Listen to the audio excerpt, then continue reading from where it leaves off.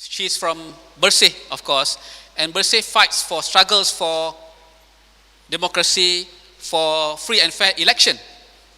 So, with this 2.6 billion question, which came in just before the 2013 election, does it mean that the election result is null and void because of this? So perhaps Maria can address that question. But a lot of people have asked, what has Bersih got to do with 1MDB?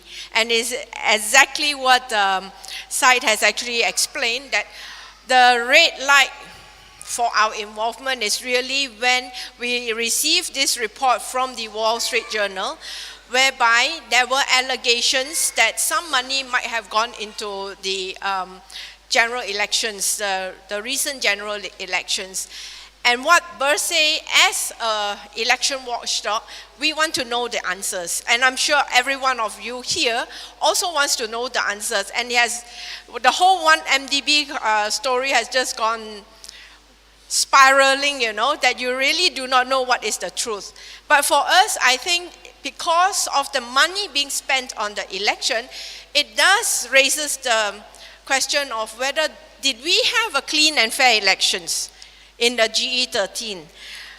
But, and so therefore, if you remember when we first started as Bersih, we had 8 demands, and one of the demands is really to end corruption. It means ending political corruptions. And so therefore, we really want to get involved in this issue and to also ask the questions that why is it that we are having this problem now? And Bersih's position is that we really need to ask for more institutional reforms.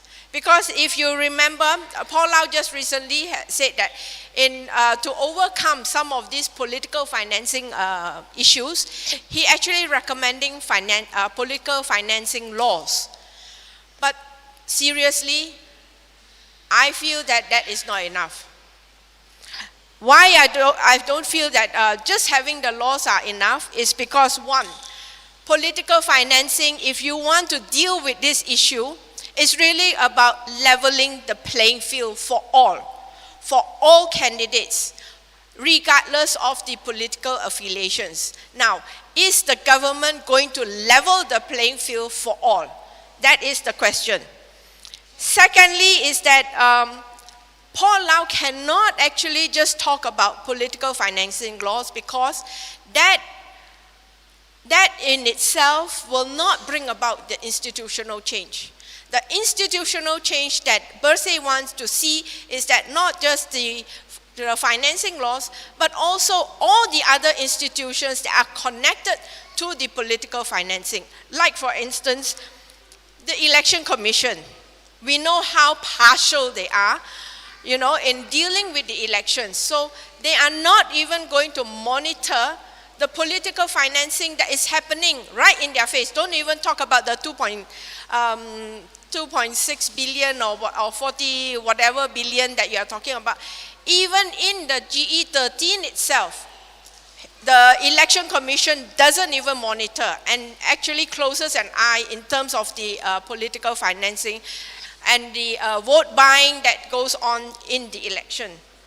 The other one that has to actually come in is the AG's chamber, because AG is actually dealing with the reform of laws. If the AG is not going to be impartial, we are not going to have good laws. That's it. The other one is regarding the police, where the IPCMC that Bersih has been asking for, that is never going to happen under this present government. Because, there has not been any effort made. There has been announcement, there has been written proposals and all that, and it stays, and so far it has stayed like that. Paper and verbal, but no action. And the other one that needs to really reform is really our MACC, because it is so connected with the whole issue about corruption. But the MACC, as you see it, is now turning into like a football, The members are being thrown around. and their investigation are being interrupted. And now we also have the 1MDB. We are not even sure whether there is an investigation or not. So this is the kind of institutional reform that has to come when you are talking about political financing laws. Because without changing the police, the MACC, and so forth, you are not going very far with the political financing. The other one is, of course, political financing. We also want this conflict of interest to be reduced. And so therefore we want information. We want a lot of information so that we, even as voters, are able to make informed decisions. So the Freedom of Information Act is something that we have been fighting for a long, long time. But it will not come because it means opening up a lot of the documents and making it available to the public. And that is where the present governance issue is very questionable, because they have not been able to give us even simple data. Our database is probably 5 or 6 years behind. And I think that, besides that, we are actually looking at how do we also reduce this dependence on money politics. And that is where we really have to think of other ways, and we have to keep on discussing that in any kind of elections, we have to reduce this whole thing about using so much of money in an election. And so these are the things that Paul Lau has to also think about when he talks about political financing. And it is also something that we as citizens need to also bring to the government, because if they are not discussing about it, then the people will have to raise this issue and talk about it, because what we want is really about reform. We want a better governance. We want a better government as well. And so if they do not bring about that kind of reform, then for goodness sake, step aside and let the people tell you what to do.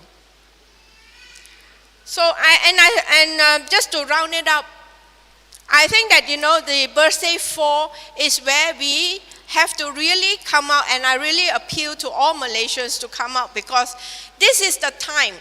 This is a time when our country needs us most. And this is a time when our voice has to be very loud, that the change that we want is not just change the Prime Minister.